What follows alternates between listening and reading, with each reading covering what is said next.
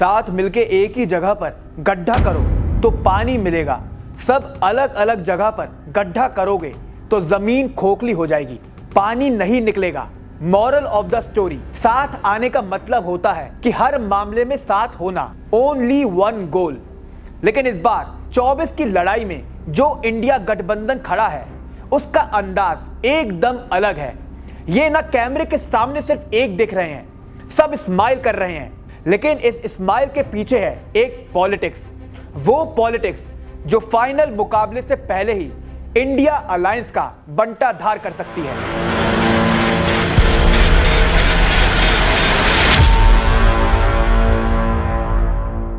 नमस्कार, मैं हूं सुधांशु माहेश्वरी और शुद्ध देसी राजनीति के 15वें एपिसोड में आपका स्वागत है।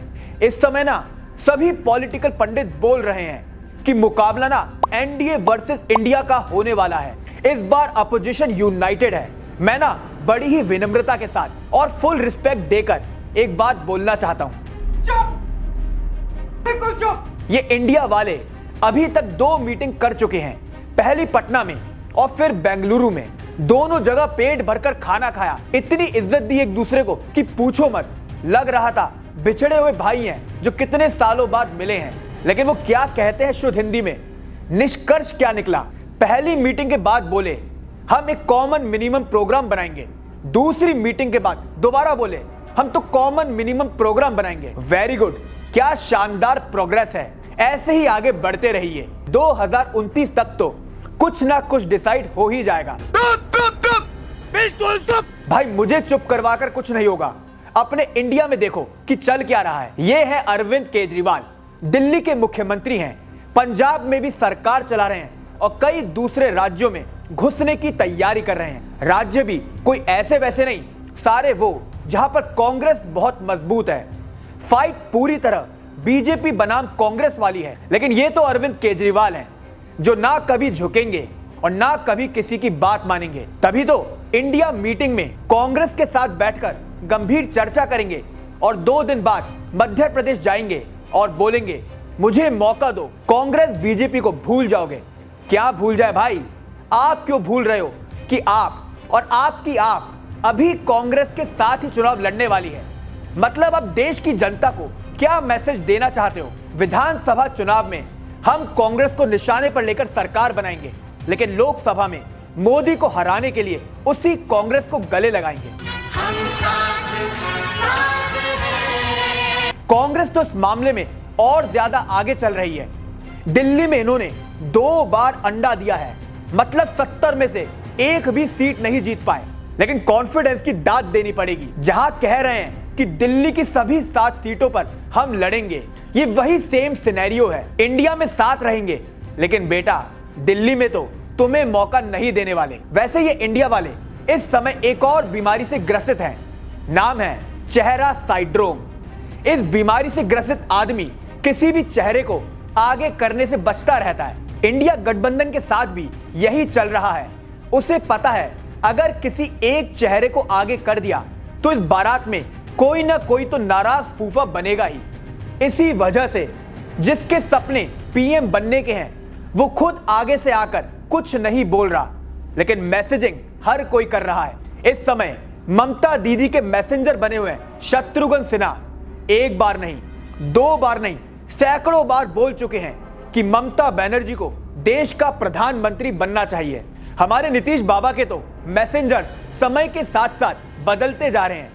पहले लल्लन सिंह बोले नीतीश के पीएम बनते ही नरेंद्र मोदी संविधान लागू कर देंगे। फिर धीरे से जेडीयू नेता जमा खान बोले जनता तो नीतीश को पीएम बनता देखना चाहती है। और जब ये सब चल रहा होगा, सामने से कांग्रेस बोल रही है अभी हम जिंदा हैं, और राहुल को दूल्हा बनाने की बात है, तो कई पत्तों का साफ होना तो लाजमी है।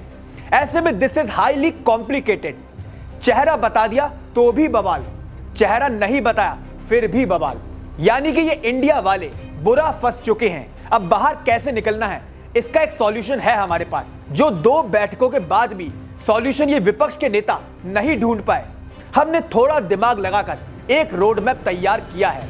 इस रोड मैप को फॉलो करने के 3 रूल हैं। पहला, ईगो खत्म करो। दूसरा, पर्सनल इच्छाओं से ऊपर उठो। और तीसरा, एक दूसरे पर टीका टिप्पणी करना बंद करो। अब सॉल्यूशन बताते हैं। देखिए, सीट शेयरिंग का सीधा फॉर्मूला यह है, जो जहां मजबूत उसे वहां पर पूरा मौका दिया जाए। हिंदी पट्टी राज्यों में 2014 और फिर 2019 में बीजेपी ने क्लीन स्वीप किया। नंबरों की भाषा में बोलें तो उत्तर भारत की 170 सीटें ऐसी थीं जहां बीजेपी का डायरेक्ट कंपटीशन कांग्रेस से था। यहां पर किसी भी कोई छोटी पार्टी का कोई रोल नहीं है। मतलब समझ लग गई ना? 170 सीटें तो कांग्रेस के लिए वैसे ही छोड़नी पड़ेंगी। अब बात 42 सीटों वाले बंगाल की। सॉरी अधीर रंजन जी, लेकिन अभी कांग्रेस वहां कुछ भी नहीं है। लेफ्ट वालों, आप भी मान जाओ, ममता बहुत आगे है, ना हो पाएगा। मतलब फिर मैसेज एकदम क्लियर, बंगाल में give Mamata the upper hand. चलिए आगे बताते हैं। 80 सीटों वाले यूपी में बीजेपी का मुकाबला अभी सिर्फ समाजवादी पार्टी के साथ है, बीएसपी इंडिया के साथ नहीं। ऐसे में उसकी चर्चा करने का कोई मतलब नहीं। लेकिन यह तो क्लियर है कि अखिलेश यादव को ज्यादा से ज्यादा मौका देना होगा। बाकी सभी दलों को भी बस अपना समर्थन देना है। अगर कांग्रेस बोलने लगे कि हमें तो 15 से 20 सीटें चाहिए, जेडीयू भी बोल दे कि कुछ सीटों पर तो हम भी खेलेंगे, ना भाई, your game will be over. UP Akhilesh की पिच है और वहां कोई और नहीं आ सकता। बाकी राज्यों में भी सेम ही फंडे पर चलना पड़ेगा।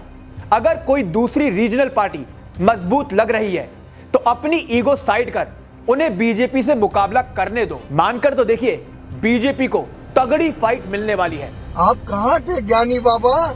हम तो यही थे, बस आपने ध्यान नहीं दिया। खैर, अभी देर नहीं हुई है। मुंबई वाली बैठक में बस फोटो शूट नहीं करवाना है, सिर्फ खाकर वापस नहीं आना है। इससे पहले कि 24 की लड़ाई फुल स्पीड से आगे बढ़े और आप पीछे छूट जाएं, सीट शेयरिंग पर बात कर लीजिए, चेहरे पर मंथन कर लीजिए, वरना जो आगे आपके साथ होने वाला है, दैट इज कॉल्ड शुद्ध देसी राजनीति। नमस्कार।